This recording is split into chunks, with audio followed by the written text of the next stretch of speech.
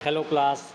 तो हमने पिछली क्लास में बात की थी कौन कौन से बहुत सारे ऐसे बायोलॉजिकल, इन्वायरमेंटल या सोशल फैक्टर्स होते हैं जो किसी पर्सन्स में डिजीज़ की पॉसिबिलिटी को मतलब जो डिजीज़ है उसके काज होने की पॉसिबिलिटी को बढ़ा देते हैं। इन्हीं को हम क्या कहते हैं, रिस्क फैक्टर कहते हैं। तो बहुत सारे रिस्क फैक्टर के बारे में हमने बात की थी, चाहे उसमें अनहेल्दी डाइट हो, चाहे वो physical inactivity, alcohol consumption, tobacco use, obesity हो गया, स्ट्रेस हो गया, air pollution, poor sanitation, unsafe drinking water, genetic predisposition, occupational hazards और सेडेंट्री लाइफ स्टाइल।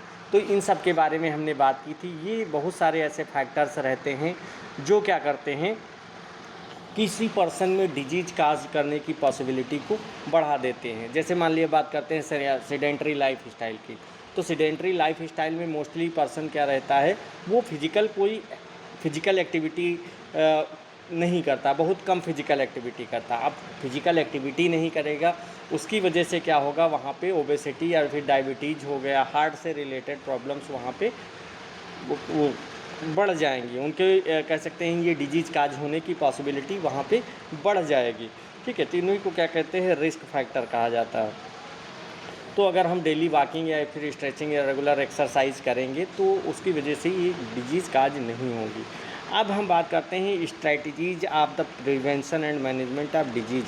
कौन कौन सी ऐसे प्लान कह सकते हैं जो क्या करें, डिजीज़ को प्रिवेंट करने में, हेल्थ को प्रमोट करने में और डिजीज़ को मैनेज करने में और कह सकते हैं हेल्प करें या फिर उसको और ज़्यादा इफ़ेक्टिव वहाँ पे बनाएं। तो सबसे पहले इसमें हम बात करने वाले हैं हेल्थ एजुकेशन की। हेल्थ एजुकेशन क्या करता है, किसी कम्युनिटी की कह लो या फिर कोई इन्वायरमेंट की बात करें तो वहाँ पे जो पर्सन्स रहेंगे, पर्सन्स को हेल्दी लाइफ स्टाइल के बारे में, हाइजीन्स को कैसे मेंटेन करेंगे, न्यूट्रिशन बैलेंस डाइट कैसे लेंगे, डिजीज़ को कैसे प्रिवेंट करेंगे, इसके बारे में वहाँ पे उनको इसके बारे में कह सकते हैं उनको बारे में वहाँ पे बताया जाता है। ठीक है, उनको अवेयर किया जाता है इसके बारे में, जिससे क्या होगा, जब वहाँ के पर्सन्स, उस कम्युनिटी के पर्सन्स अवेयर हो जाएंगे और वहाँ पे जो हेल्थ डिसीजन होगी वो ले पाएंगे। इसके अलावा नेक्स्ट बात करते हैं हम इम्यूनाइजेशन की। इम्यूनाइजेशन ये भी क्या रहता है, एक स्ट्रैटेजी रहती है वहाँ पे हेल्थ को प्रिवेंट करने के लिए डिजीज काज होने से। तो इम्यूनाइजेशन, इसमें बहुत सारी वैक्सीन्स रहती हैं, वैक्सीन्स के थ्रू क्या करेंगे, वहाँ पे हम जो पर्सन्स रहेंगे या कम्युनिटी रहेगी उसमें वहाँ पे इम्यूनिटी को डेवलप करेंगे। इससे क्या होगा, जो वहाँ पे इन्फेक्शियस डिजीज़ होंगी वो प्रिवेंट होंगी और वहाँ पे जो कम्युनिटी रहेगी, कम्युनिटी की इम्यूनिटी वहाँ पे स्ट्रांग होगी और डिजीज़ काज होने की पॉसिबिलिटी भी कम हो जाएगी। इसके अलावा न्यूट्रिशनल इम्प्रूवमेंट में जो बैलेंस डाइट हो गया, वहाँ पे डाइट लेंगे प्रॉपर, जिससे क्या होगा और वहाँ की जो इम्यूनिटी होगी और जो टिश्यू रिपेयरिंग होगी, ये सारी चीज़ें वहाँ पे इंक्रीज होंगी। तो प्रॉपर अगर वहाँ पे न्यूट्रिशन ले रहे हैं तो वहाँ पे जो न्यूट्रिशन से रिलेटेड डिफिशियंसी डिजीज काज होती हैं वो उनके होने का रिस्क वहाँ पे कम हो जाएगा। नेक्स्ट है एक्सरसाइज प्रिस्क्रिप्शंस। तो एक्सरसाइज प्रिस्क्रिप्शंस में क्या रहता है, जो पर्सन होगा, पर्सन की एज, हेल्थ और कंडीशंस और उसके अनुसार वहाँ पे जो फिजिकल कैपेसिटी होगी उसी के अनुसार वहाँ पे एक्सरसाइज प्लान वहाँ पे तैयार करेंगे। ठीक है, जैसे वहाँ पे जिस एज के अनुसार वहाँ पे उसकी एज होगी, ठीक है, हेल्थ के कैसी है, तो ये सारी कंडीशंस को देख करके वहाँ पे क्या किया जाता है, एक्सरसाइज प्लान तैयार किया जाता है। तो उसके अनुसार अगर वहाँ पे पर्सन डेली रेगुलर एक्सरसाइज करता है, ठीक है, तो उससे क्या होगा, उसकी फ़िटनेस हो गई वो अच्छी रहेगी, वेट कंट्रोल रहेगा और उसकी जो ओवरऑल हेल्थ होगी वो इम्प्रूव होगी। नेक्स्ट है स्ट्रेस मैनेजमेंट। तो स्ट्रेस मैनेजमेंट में भी स्ट्रेस को मैनेजमेंट टेक्निक्स बहुत सारी रहती है, जैसे कि योगा कर सकते हैं, मेडिटेशन हो गया, डीप ब्रीदिंग, ठीक है, प्रॉपर वहाँ पे एडिक्वेट स्लीप होगी जिससे हमारी जो मेंटल हेल्थ होगी वो भी इम्प्रूव होगी और वहाँ पे जो स्ट्रेस रिलेटेड डिजीज़ होंगी उनसे उनके होने का रिस्क कम हो जाएगा अगर वहाँ हम प्रॉपर नींद ले रहे हैं, ठीक है, और मेडिटेशन कर रहे हैं, ठीक है, योगा कर रहे हैं, तो उससे क्या होगा, वहाँ पे हमारी ओवरऑल जो हेल्थ होती है, मेंटल हेल्थ के साथ साथ ओवरऑल फिजिकल हेल्थ भी वहाँ पे इम्प्रूव होती है। ठीक है, इसके अलावा इन्वायरमेंटल सैनिटेशन, तो अगर हम जो हमारा कम्युनिटी का जो इन्वायरमेंट होगा उसको क्लीन रखेंगे, प्रॉपर वहाँ पे वेस्ट डिस्पोजल हो गया, सीवेज मैनेजमेंट हो गया, पोल्यूशन को कंट्रोल रखेंगे, ठीक है, प्रॉपर वहाँ पे सैनिटाइजेशन करेंगे, जिससे क्या होगा वहाँ पे जो कम्युनिकेबल डिजीज़ होंगी, कम्युनिकेबल डिजीज़ होने के चांसेस वहाँ पे कम रहेंगे, उनका जो मोड ऑफ ट्रांसमिशन होगा वो भी नहीं होगा, ट्रांसमिशन के भी चांसेस वहाँ पे रिड्यूस हो जाते हैं, ठीक है। इसके अलावा नेक्स्ट है इन्फेक्शन कंट्रोल। तो इन्फेक्शन कंट्रोल में क्या होता है, प्रॉपर हैंड सैनिटाइजेशन हो गया, अब पर्सनल हाइजीन्स को मेंटेन रखेंगे, डिसइंफेक्शन का यूज़ करेंगे, और आइसोलेशन हो गया, पीपी किट हो गई, ठीक है, और जो एसेप्टिक टेक्निक्स होती हैं उनका हम यूज़ करेंगे। इससे क्या होगा, वहाँ पे जो इन्फेक्शन होगा, इन्फेक्शन स्प्रेड होने से वहाँ पे उससे हम बच सकते हैं। नेक्स्ट है रेगुलर एक्सरसाइज। अगर प्रॉपर वहाँ पे हम स्क्रीनिंग प्रोग्राम्स चला करके डिजीज़ और सिम्टम्स को पहले ही आइडेंटिफाई कर लेंगे, जिससे क्या होगा वहाँ पे जो डिजीज़ होगी वो काज होने की पॉसिबिलिटी कम हो जाएगी, ठीक है। तो इसीलिए जो अर्ली डायग्नोसिस हो गया, अर्ली डायग्नोसिस से भी वहाँ हम जो ट्रीटमेंट होगा, ट्रीटमेंट को और ज़्यादा इफ़ेक्टिव बना सकते हैं, उसकी कास्ट को भी हम कम कर सकते हैं, ठीक है। इसके अलावा है अर्ली इंटरवेंशन। तो अर्ली इंटरवेंशन से क्या होगा, वहाँ पे जो डिजीज़ होगी, डिजीज़ डिटेक्ट होते ही क्या करेंगे, तुरंत वहाँ पे तो उसका ट्रीटमेंट शुरू कर देंगे। तो इसी को क्या कहते हैं, इंटरवेंशन करते हैं, अर्ली इंटरवेंशन कहेंगे। इससे क्या होगा, जो डिजीज़ रहेगी, डिजीज़ वहाँ पे उसका जो प्रोग्रेशन होगा वो भी कम हो जाएगा, और वहाँ पे कॉम्प्लिकेशंस, उसका कॉम्प्लिकेटेड होने की कंडीशंस भी कम हो जाएगी, ठीक है। नहीं तो अगर प्रॉपर वहाँ पे डिजीज़ अगर पहले अर्ली डायग्नोसिस नहीं करेंगे, उससे क्या हो जाएगा, वहाँ पे जो डिजीज़ होगी, डिजीज़ वहाँ पे क्रोनिक कंडीशन में पहुँच जाएगी, और वहाँ पे जो कॉम्प्लिकेशंस होंगे और ज़्यादा क्रिटिकल हो जाएंगे, ठीक है। नेक्स्ट है रिहैबिलिटेशन प्रोग्राम। तो रिहैबिलिटेशन प्रोग्राम्स में क्या करेंगे, जो डिजीज़ रहेगी या जो डिसेबिलिटी है, डिसेबिलिटी होने के बाद जो पेशेंट रहेगा, पेशेंट की फिजिकल हेल्थ, मेंटल हेल्थ और सोशल हेल्थ, ठीक है, इसको क्या करेंगे, रिस्टोर करने में रिहैबिलिटेशन हेल्प करता है।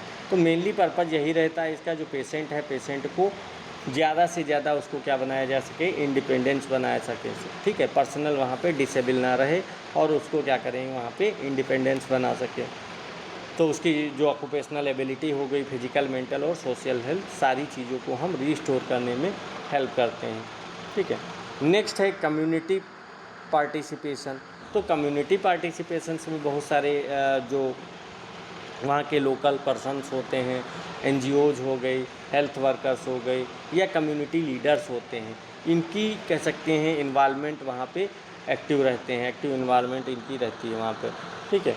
ये क्या करेंगे, वहाँ पे जो वैक्सीनेशन कैंपेन हो गए उसको चलाएंगे, सैनिटाइजेशन वहाँ पे प्रोग्राम हो गया, हेल्थ अवेयरनेस प्रोग्राम्स हो गए, ठीक है, और जो डिजीज़ कंट्रोल की एक्टिविटीज़ होगी उसको क्या करते हैं, वहाँ पे बनाते हैं।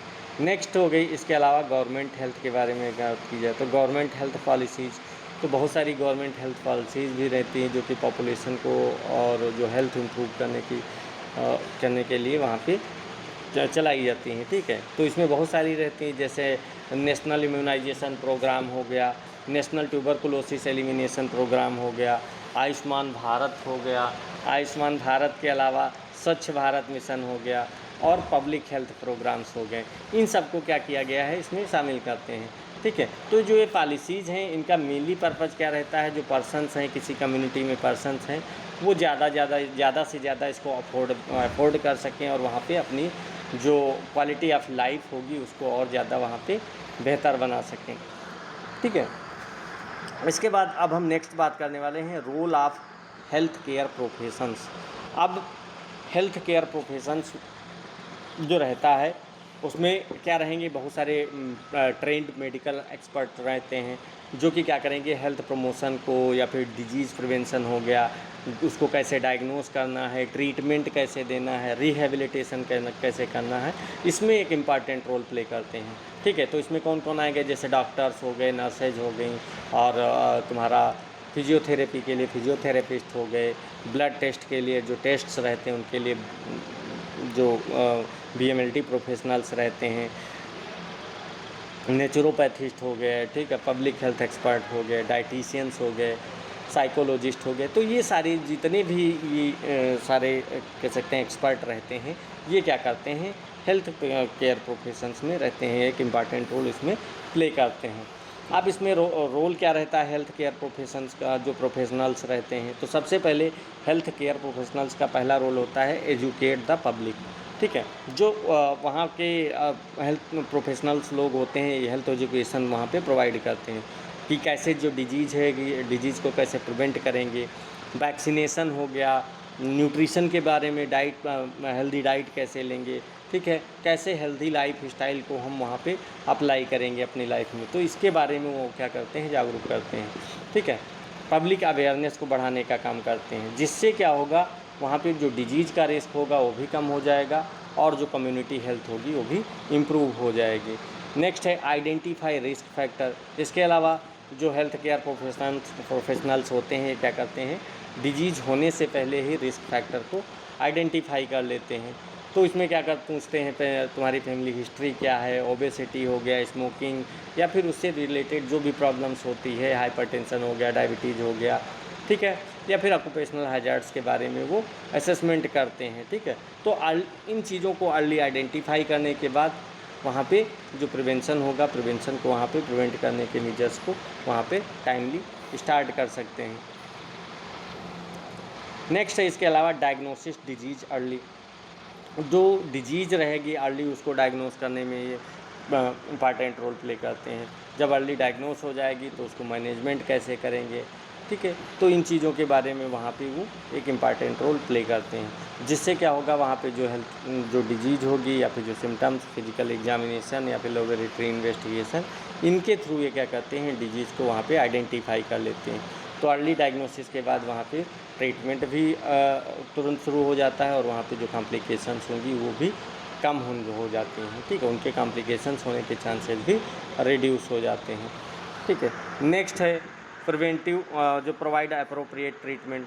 तो अगर वहाँ पे अप्रोप्रिएट ट्रीटमेंट, वहाँ पे जो डायग्नोसिस हो जाएगा, डायग्नोसिस के बाद क्या होगा, पेशेंट को वहाँ पे जो डिजीज़ काज हुई है, डिजीज़ के अनुसार ही वहाँ पे क्या करेंगे, उसका प्रॉपर ट्रीटमेंट करेंगे, ठीक है। तो इसमें वो जो मेडिसिन्स भी दे सकते हैं, या फिर सर्जरी वाला होगा पेशेंट तो सर्जरी करेंगे, फिजियोथेरेपी वाला पेशेंट होगा तो उसकी फिजियोथेरेपी करेंगे, ठीक है। तो डिपेंड करता है कैसी वहाँ पे डिजीज़ काज हुई है या क्या प्रॉब्लम्स है, उसी के अनुसार वहाँ पे उसकी काउंसलिंग करेंगे, उसमें वहाँ पे उसका ट्रीटमेंट स्टार्ट करेंगे।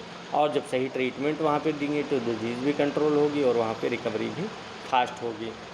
इसके अलावा promote healthy life styles. Healthy life style को प्रमोट करने के लिए वहाँ पे प्रॉपर उनको मोटिवेट करते हैं। जो हेल्थ केयर प्रोफेशनल्स होते हैं वो क्या करते हैं, पेशेंट को हेल्दी हैबिट कह सकते हैं अपनाने के लिए उसको प्रमोट करते हैं, उसको मोटिवेट करेंगे। तो इसके लिए बैलेंस डाइट या फिर रेगुलर एक्सरसाइज हो गई, स्ट्रेस को कैसे मैनेज करेंगे, ठीक है, अल्कोहल को कैसे अवॉइड करेंगे, इन चीज़ों पे वो कह सकते हैं इन चीज़ों पे उसको वहाँ पे पेशेंट को बताते हैं, ठीक है। तो हेल्दी लाइफ स्टाइल से क्या होगी, बहुत सारी कम्युनिकेबल या फिर नॉन कम्युनिकेबल डिजीज़ होंगी, उनको प्रिवेंट करने में हेल्प मिलती है। नेक्स्ट है प्रिवेंट कॉम्प्लिकेशंस। तो अगर वहाँ पे प्रॉपर ट्रीटमेंट दे रहे हैं, रेगुलर फॉलोअप ले रहे हैं और जो पेशेंट है उसको भी एजुकेट कर रहे हैं डिजीज़ के बारे में, और कॉम्प्लिकेशंस कैसे उसको कॉम्प्लिकेशन को कंट्रोल कर सकते हैं, इन सब के बारे में वहाँ पे एक्सप्लेन कर रहे हैं, जिससे क्या होगा, वहाँ पे जो डिजीज़ होगी वो भी रिड्यूस हो जाएगी और कॉम्प्लिकेशंस के चांसेस भी रिड्यूस हो जाएंगे, ठीक है।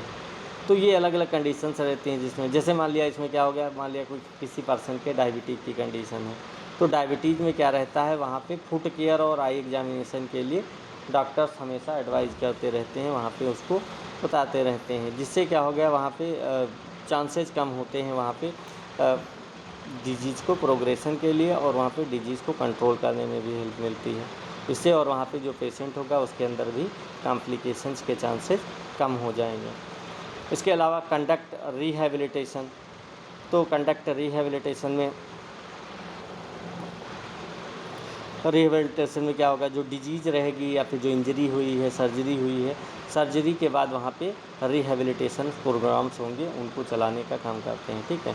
इससे क्या होगी, इससे वहाँ पे जो पेशेंट होगा वो फंक्शनल एबिलिटी उसकी बढ़ेगी और वो इंडिपेंडेंट वहाँ पे क्या कर पाएगा, वर्क जो होगा इंडिपेंडेंट कर पाएगा। वहाँ पे जितने भी वहाँ पे डिजीज़ होंगी या फिर जो फंक्शनल इनएबिलिटी होती है उसको वो रीस्टोर कर पाएंगे। ठीक है, तो इसमें फिजियोथेरेपी हो गया या फिर ऑक्यूपेशनल थेरेपी हो गया, इसके अलावा स्पीच थेरेपी हो गया, काउंसलिंग के थ्रू या फिर वोकेशनल ट्रेनिंग के थ्रू उनको हम ट्रीट करते हैं।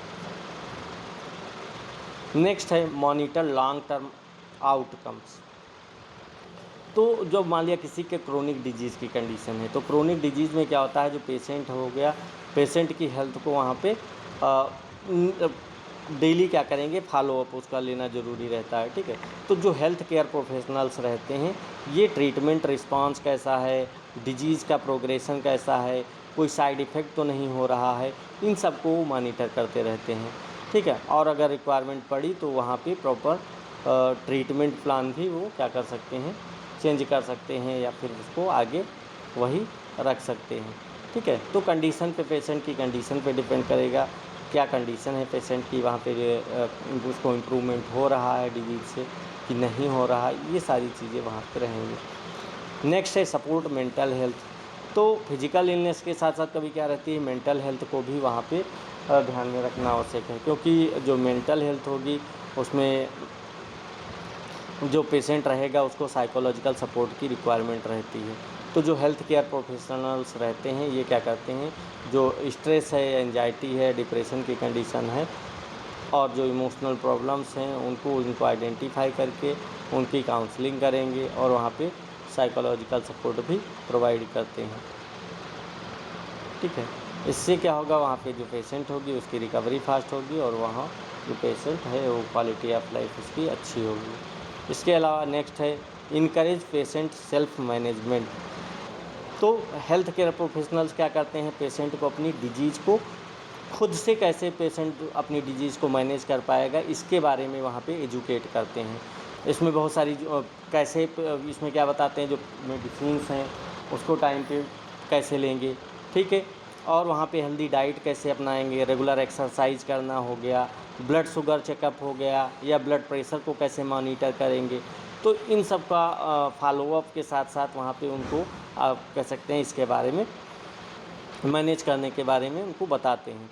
ठीक है, जिससे क्या हो गए, वहाँ पे अगर फॉलोअप विजिट भी करेंगे, इससे जो पेशेंट है सेल्फ मैनेजमेंट से ट्रीटमेंट को कह सकते हैं और कॉम्प्लिकेटेड नहीं बनाएगा, कॉम्प्लिकेशंस को कम करेगा। इससे कॉम्प्लिकेशंस भी कम होगी और वहाँ पे जो लॉन्ग टर्म हेल्थ होगी उसका आउटकम भी अच्छा रहेगा। ठीक है, तो ये आपका पूरा यहाँ पे आइडेंटिफिकेशन इंट्रोडक्शन